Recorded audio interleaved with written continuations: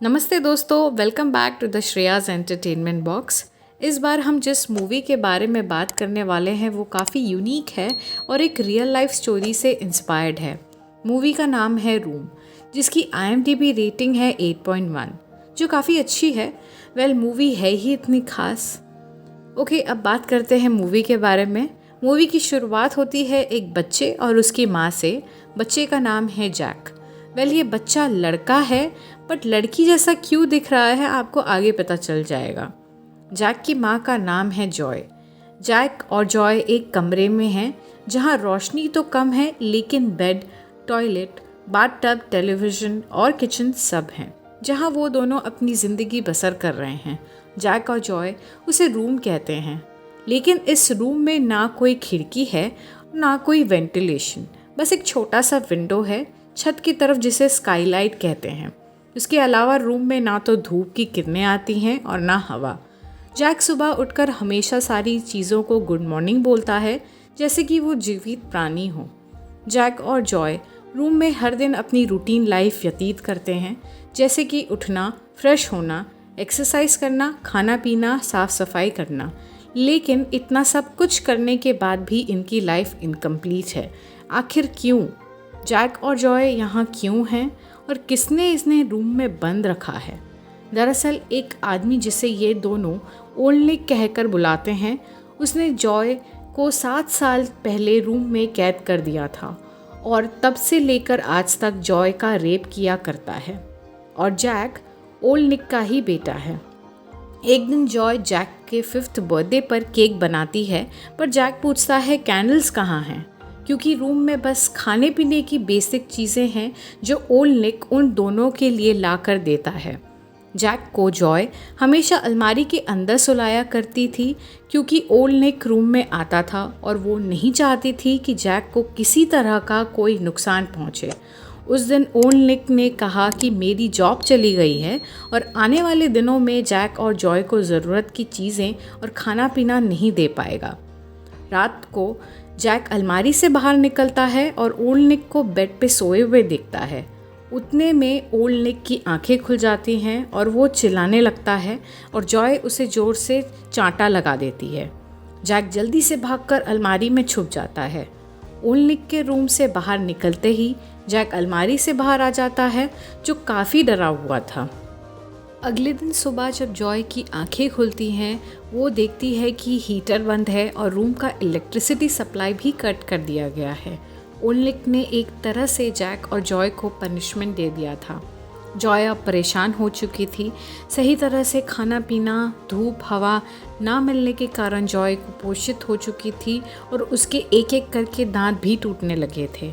Joy अब तय कर लेती है कि जैक को बाहर की दुनिया के बारे में सारी सच्चाई बताएगी, क्योंकि आज तक जॉय ने जैक को ये विश्वास दिलाया था कि बस रूम और रूम में रखी हुई चीज़ें असली हैं, बाकी पूरी दुनिया बस टीवी में सीमित है।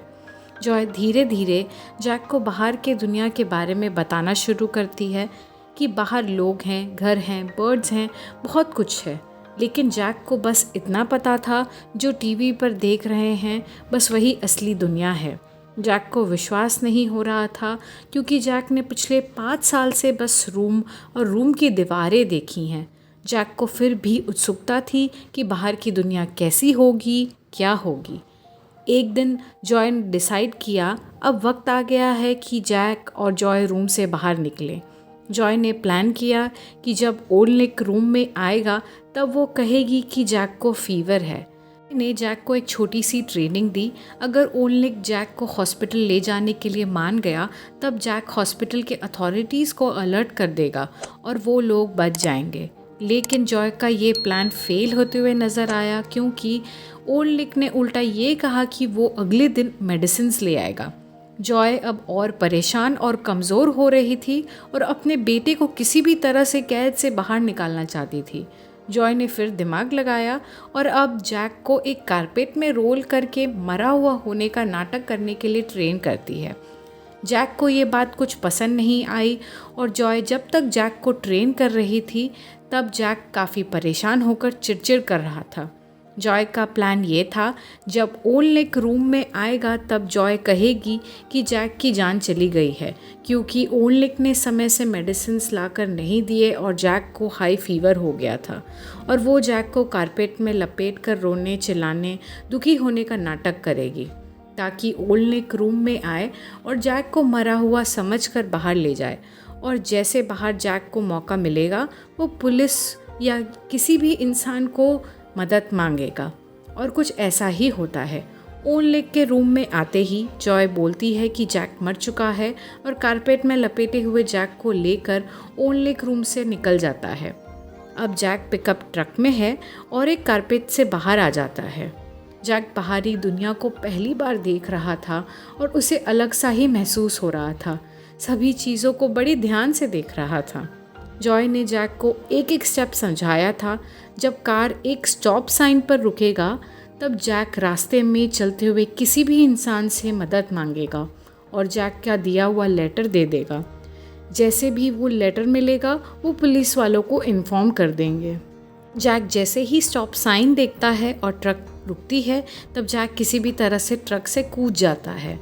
जैक को भागने में मुश्किल हो रही थी और उतने में ओल्निक आकर जैक को पकड़ लेता है।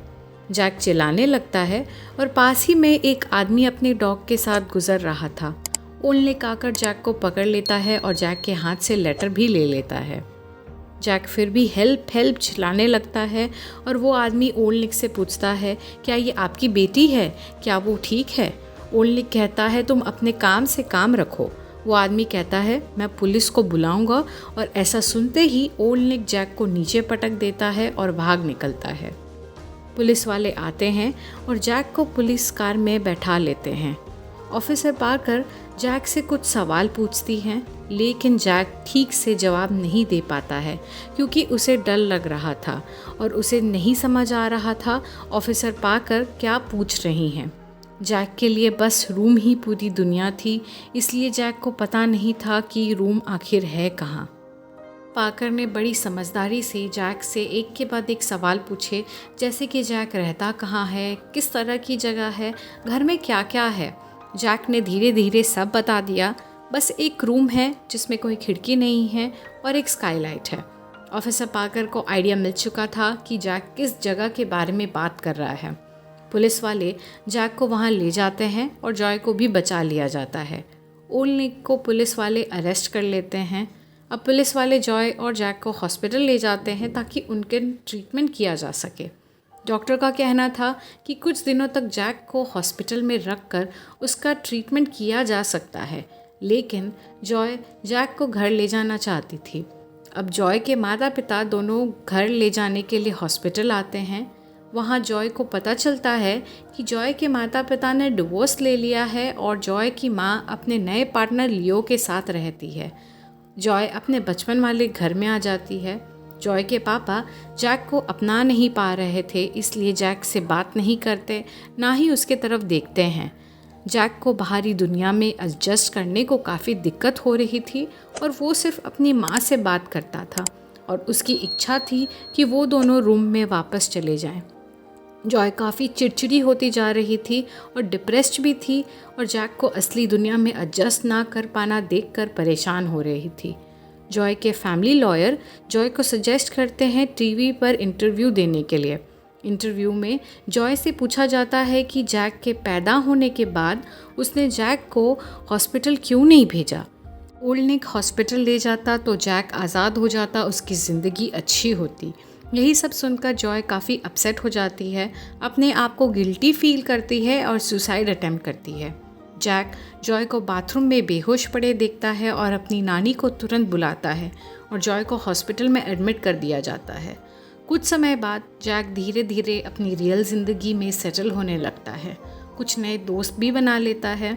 जैक अपनी नानी से भी घुलने मिलने लगता है और उनसे कहता है कि वो जैक की बाल काट कर जॉय तक पहुंचा दे, क्योंकि जैक को लग रहा था उसके बाल से जॉय को स्ट्रेंथ मिलेगा और वो जल्दी ही ठीक हो जाएगी। अब जॉय घर आ जाती है और वो दोनों एक आखिरी बार रूम जाते हैं पुलिस वालों के साथ। जैक को रूम छोटा लगने लगा था, जैसे कि वो श्रिंक हो गया हो। रूम की काफ़ी चीज़ें अपनी जगह पर नहीं थी क्योंकि पुलिस वालों ने सबूत के लिए अपने पास रख लिया था और बची कुची चीज़ों को जैक गुड बाय कहता है और दोनों वहाँ से निकल जाते हैं और इसी के साथ ये मूवी होती है समाप्त। तो दोस्तों, आप सभी ये मूवी कैसी लगी नीचे कमेंट सेक्शन में लिखकर ज़रूर बताएं। चैनल को सब्सक्राइब भी ज़रूर करें। हम फिर मिलेंगे अगली मूवी के साथ। तब तक के लिए stay tuned, take care, bye bye.